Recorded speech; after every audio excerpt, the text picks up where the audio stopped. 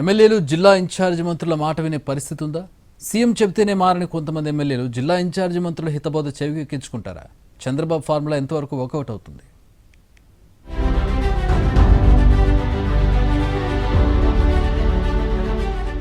ప్రస్తుతం కూటమి ప్రభుత్వంలో కొందరు ఎమ్మెల్యేల పనితీరు అంశం హాట్గా మారింది. ఎమ్మెల్యేలను దారికి తెచ్చే బాధ్యతను జిల్లా ఇన్ఛార్జ్ మంత్రులకు అప్పగించారు సీఎం చంద్రబాబు.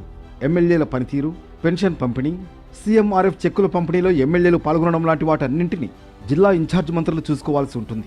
అయితే ఎమ్మెల్యేలు జిల్లా ఇన్ఛార్జ్ మంత్రుల మాట వినే పరిస్థితి ఉందా అనే చర్చ బలంగా జరుగుతోంది.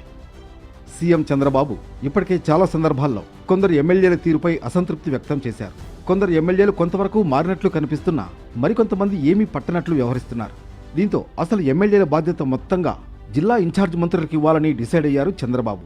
సీఎం చెబితేనే అంతంత మాత్రంగా వింటున్న సదరు ఎమ్మెల్యేలను జిల్లా ఇన్ఛార్జ్ మంత్రులు కట్టడి చేయగలరా అనే చర్చ జరుగుతోంది.